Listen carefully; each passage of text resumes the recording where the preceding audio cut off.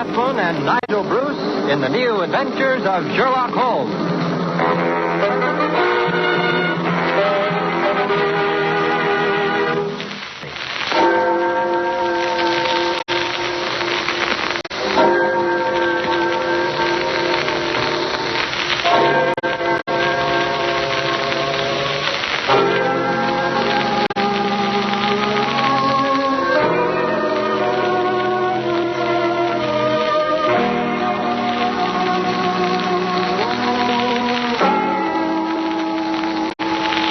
Well, here we are once again in Dr. Watson's study. Come in, Mr. Campbell. Come in.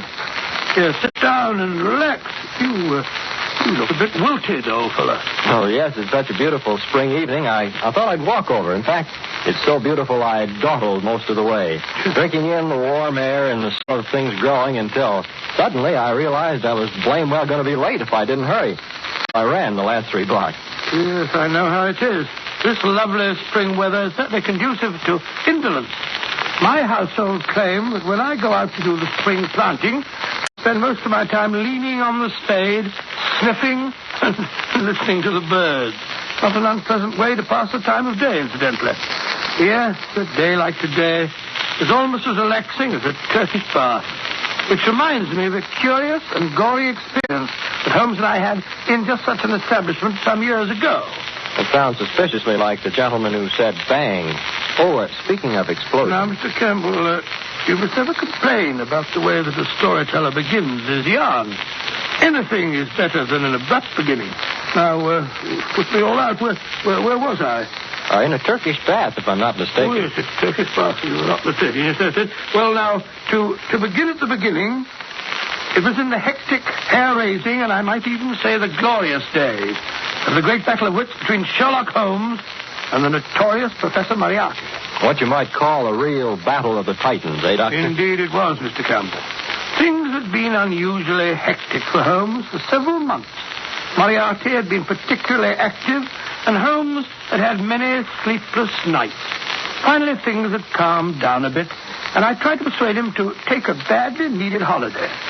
The net result being that he finally did agree to have an afternoon off and accompany me to a Turkish bath.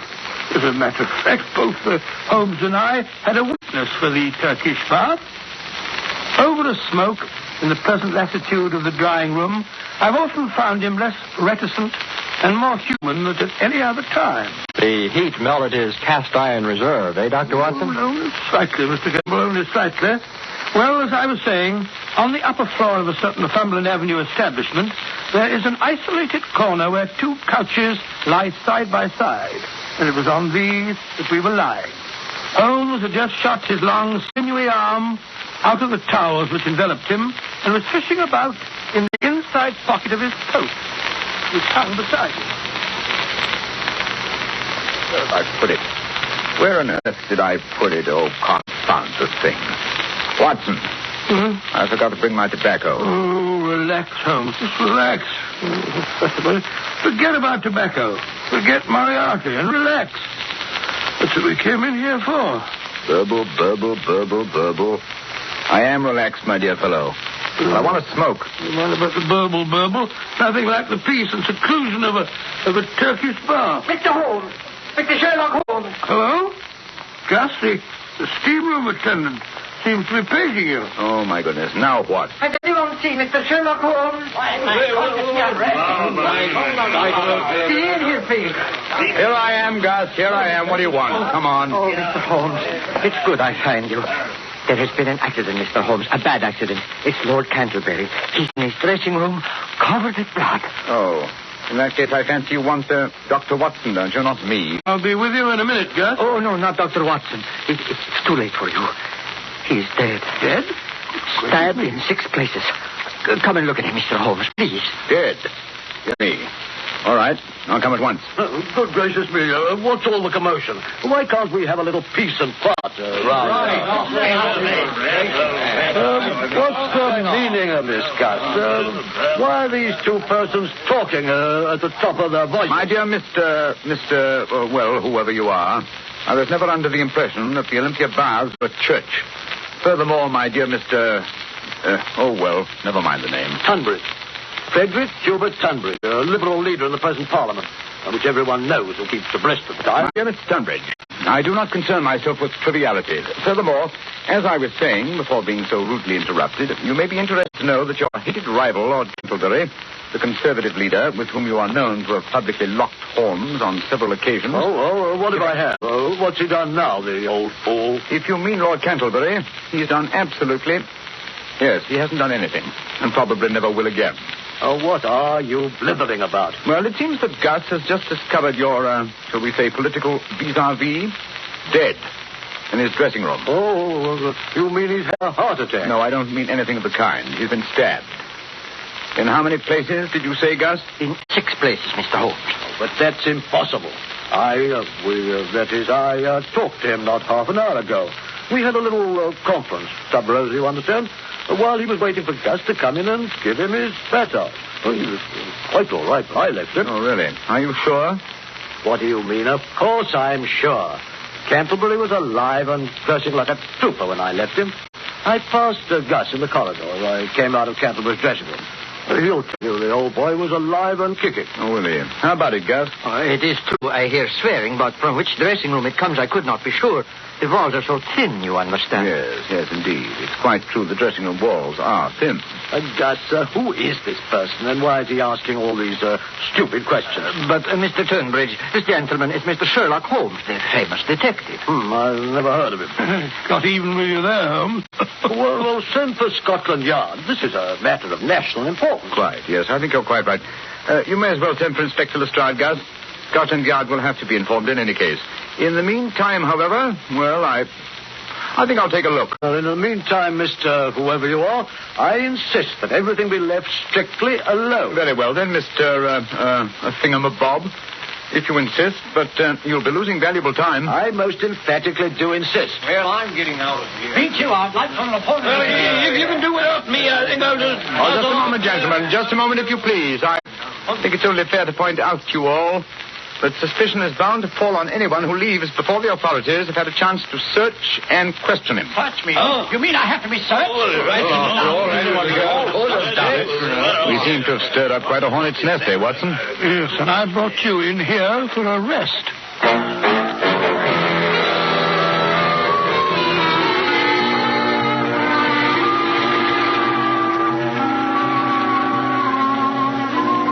Well, Lestrade? Nasty mess, eh, Mr. Holmes? Knife from the back. Yes, not once, but 6 times. Deep, ferocious thrusts. Quite unnecessarily brutal. And, if I may say so, bloody. Yeah. Place looks like a charnel house. Yes, whoever did the deed must have been drenched in blood. Might tell your men to search for blood-stained towels or garments, will you, Lestrade? Yes. Well, I'll pick up anything that's got blood on it. Never you fear, Mr. Holmes. I've ordered a search of everybody and everything on the premises. Yes, that's not going to be very popular with Mr. Tunbridge, eh, Holmes? Oh, I wouldn't care if he was the Archbishop of Canterbury. When Scotland Yard says search everybody, we search everybody. Besides, everybody knows he and the corpse here are bitter enemies. They fought like cat and dog. How long would you say he'd been dead, Mr. Holmes? Oh, I don't know. About, let me say, an hour and a half. Took barely 40 minutes to get you here, Lestrade. And he had been dead, let me see, over half an hour when Gus found him. Yes, Gus. Did the doorman notice who left the establishment during the half hour before the body was found? Yes, sir. Only old Mr. Welford. And he's too feeble and nearsighted to do a crime like this. Was the door to Lord Canterbury's dressing room locked? No, sir. Huh? And how does it happen he lay here for over half an hour before anyone found him? Particularly as he was down on the books for a massage half an hour before he was found. Well, you see, I thought he was asleep. Lord Canterbury sometimes he liked a little nap after he was in the steam room, and he didn't want I should disturb him. Oh, that's very interesting. Then you did come in this room once before you realized Lord Canterbury was dead? Yes, Mr. Holmes. But he was lying there so peaceful. So peaceful? Yes, on his back? Yes, sir, just like we found him. It wasn't until the second time I come in I see he has his eyes open. Mm-hmm. And the place is, shall we say, all spattered with blood? It was so dark. The shades were drawn. It was not easy to see anything if you don't look close. Even then, some people are unable to observe the most obvious facts. And what might you mean by that? Oh, just an observation, Lestrade. Just a gratuitous observation. Come in. Well, Willis, what's up? We've searched the place from top to bottom, just like you said, Inspector. And there's no bloodstains nowhere, except on this. And what's that? A pocket knife, sir, large size. Oh. The handle's been wiped off, but there's still some bloodstains on the blade. We found it in the locker of a bloke named of Tunbridge. Uh-huh. Just a minute, Lestrade. Don't go off the deep end. Willis. Yes, sir? You say there were no bloodstains anywhere except on this knife. Not a sign of a bloodstain nowhere. You searched the dirty linen hampers, the towels and lockers, their clothes? Oh, yes, sir. We searched everything. There's not a sign of blood anywhere but on that there weapon. Amazing. That's enough for me. This here is the murder weapon, and it was found in Tunbridge's locker. Bring him in here, Willis, and we'll have him on the carpet. Yes, right away. I knew he was a murderer from the beginning. Who has the motive for killing Canterbury? This chap Tunbridge. Who had the opportunity? This chap Tunbridge. He admits himself he had a talk with the deceased and they had words. And where is this here bloodstained knife found? Nowhere but in this Mr. Tunbridge's locker. Stupid place for a murderer to hide the fatal weapon in his own locker. Tunbridge isn't as stupid as that, Lestrade. No? Then why was it there? Look here, this is an outrage, keeping me here like this. Well, don't you realize I have influence? Well, you might at least let me put on my clothes instead of ordering them about. I'll complain to the authorities. I'll have you dismissed, all of you. Oh, maybe you will, sir. And then again, maybe you won't. But first of all, you'll answer some questions. Have you ever seen this knife before? Knife? Yes, of course. It's mine. I've had it all my life. I used to take it fishing when I was a boy. Oh, indeed. That would explain its size, then. Well, now I use it to open my letters. Oh, you do? Are you sure that's all you use it for? Yes, of course. Then why are these here bloodstains on it? Bloodstains? Yeah. Where? Here and here and here. No, don't you touch it. We don't want to destroy any possible fingerprints. But if it's mine, my fingerprints are already on it. Yes, he's right there, Lestrade. Furthermore, that stain doesn't look like blood to me. It's not red enough. It looks like rust. As a matter of fact, if the stain is a nice blood red, it's fairly certain it's not blood. Now, this particular stain, You as far as I leave see... this particular stain to Scotland Yard, Mr. Yes. Don't forget, my dear Lestrade, I invented the first infallible test for blood stains. That's quite true, Lestrade. You did. Indeed. My test is infallible. It works on blood that is new or on blood that is old. I discovered the first reagent, which is precipitated by hemoglobin. I'm sorry, mister, I'm sorry, but Scotland Yard hasn't any time for lectures. We believe in action. Now, Mr. Tunbridge, it's my duty to take you into custody, and it's also my duty to warn you that anything that you may say may be used in evidence against you. Anything I say? Do you realize whom you're arresting? I'm a leading figure in British politics. So was this fellow who lies here stabbed with your knife, which has still got bloodstains on it. Lestrade, if you'll pardon me for saying so, in this case, it's not the bloodstains that are in evidence, but the bloodstains that are not in evidence, which is the significant factor. What? Oh, what do you mean by that? Simply that it would have been rather difficult for Mr. Tunbridge to have committed a murder as gory as this one without having bloodstains on the towel he's wearing or on the clothes which are still in his locker. What was to prevent him from dropping his towel outside Lord Canterbury's dressing room, coming in and knifing him in the back, then sneaking down to the shower rooms, not more than 20 feet down the corridor, and washing away the evidence? Me going round about it in the nude? Certainly not. Most certainly not, sir. Remember, my dear Lestrade, as you drag one of Britain's leaders away to jail, that it might have been possible for him to stab his enemy in a fit of temper, but he would never have dreamed of running up and down the corridors in his birthday suit. Oh, let me see. I'm afraid I shall have to look for another explanation of the missing bloodstains.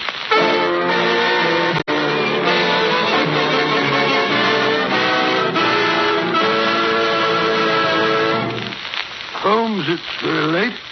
Everyone else has left the Turkish bar. Everyone but the faithful Gus. Oh, I don't mind.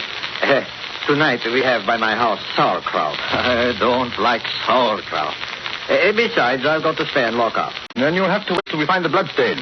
They're here somewhere. That's why I sent home for my famous benzidine peroxide mixture. Somewhere on the premises there is a towel or linen or something that has bloodstains. Oh, but we've been through the towels and the linen a dozen times, Holmes. No sign of blood. Furthermore, according to the establishment's checklist, There are no towels or any linen missing. Even Gus, his linen, which he washes himself, is hung here on the line. You don't wash any linen but your own, do you, Gus? No, Mr. Holmes. Everything go out to the laundry. I wash my own because I'd like to be fresh and clean. Twice a day I wash, noon and evening. Yes. The evening's job hasn't been done yet, eh? No. This one I washed this noon. It's my towel from this morning. Oh, yes. This morning's towel washed this noon. Yes. What was it? Cantlebury was murdered in the middle of the afternoon about 3:30. Now it's now after 7 o'clock. Don't you see, Watson? This towel. Don't you see? No, Holmes. Don't see a blasted thing. The towel's as clean as a whistle. But not dry. If it had been washed at noon, it would be dry now. But it's still damp. Yes, it was washed after Cantlebury's death. Of course, to remove the bloodstains. Gus? Mr. Holmes. That's why you didn't report the death until half an hour after Canterbury had died. Oh, no. You had to have time to remove the bloodstains. But that's not true. Besides, you can't prove anything. The towel is clean now. There are no marks, no stains. The very fact that there were no stains on it, Gus, first made me suspect you. Lord Canterbury was found lying on his back. And yet, when you informed us that he had been stabbed, you were quite definite about the number of times that he'd been stabbed. But in the back. Yes? Yes. How did you know that, Gus? Well, I lift him up and I look. Of course, I see what you're getting at, Holmes. He couldn't have done that. No one could examine the corpse without getting blood all over himself. And yet when Gus appeared to tell us of Canterbury's death, there wasn't a spot of blood on him. But if I can prove that this towel which you so carefully washed once had blood stains and that you were very careful to remove those stains... That you will never prove. I have scrubbed. I have used soap. I have even boiled that towel. There is not even a suspicion of a blood stain left. That is where you're wrong, my friend. Watson, run the water into this tub, will you? No matter how thoroughly you try to remove a blood stain, it will never... Out. Damn it, spot. Yes, we only need enough to moisten the cloth. Now I'll drop a few drops of my famous solution onto the cloth. There we are. Well, all here's about a pale blue streak. Yes, it's undoubtedly blood. Blood? Yes. Curious blue streaks prove infallibly that there was blood on the towel. And now, Gus, how are you going to explain why you were so anxious to remove these bloodstains? No, I did not do it. It was Mr. Tunbridge. He did it. The knife was his knife. There was blood on it. Let me out of here. It's not my fault. I don't want to. Holmes, he's running away. Hey, Watson, can't let him escape. Well, there he goes down the corridor. He's gone into the steamboat. Don't worry. I'll get him. Phew. The steam's thick in here. I can hardly see my hand before my face. Must be in here.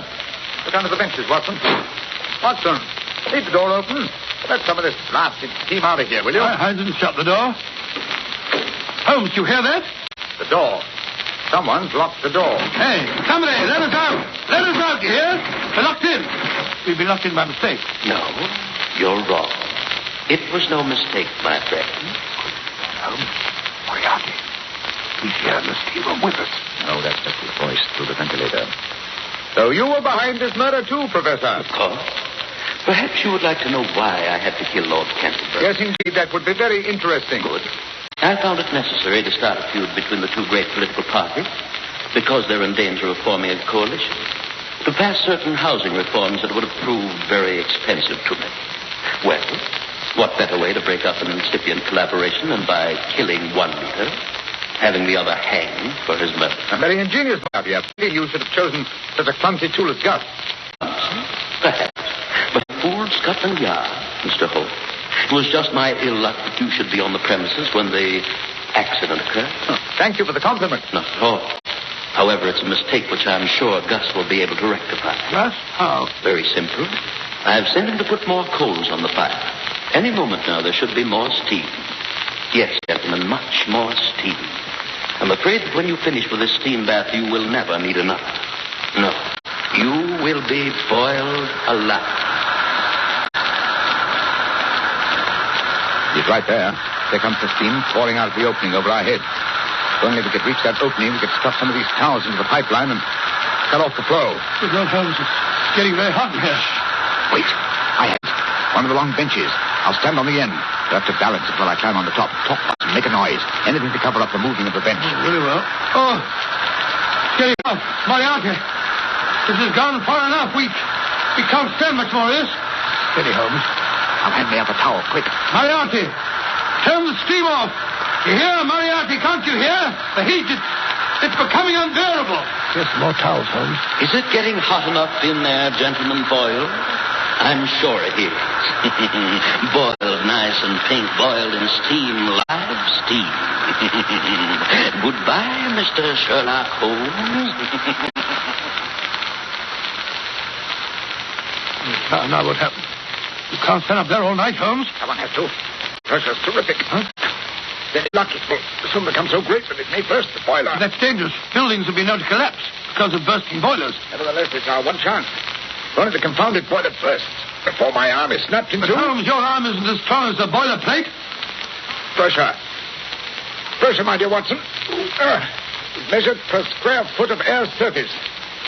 Quite a bit of surface to a boiler. The opening of this pipe is fairly small. All the same, I'm afraid I can't hold out much longer, Watson. Hold on, Holmes. Hold on. It must burst soon. It must. The pressure. My hands. My hands. Look out. Look out. Look out.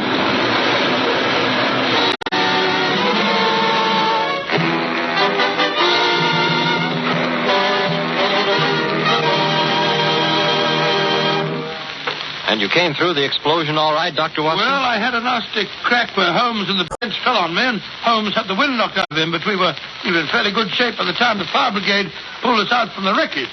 Moriarty wasn't by any chance trapped or killed or something? Unfortunately, no. But they found Gus, however, quite dead.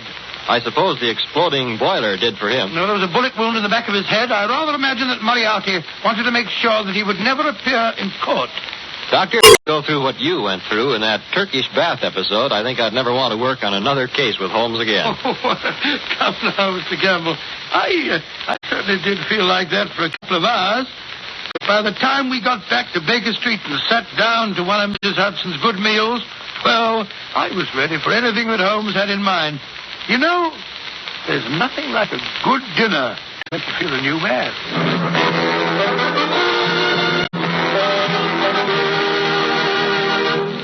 You have been listening to An Adventure in Crime with Basil Rathbone as Sherlock Holmes and Nigel Bruce as Dr. Watson.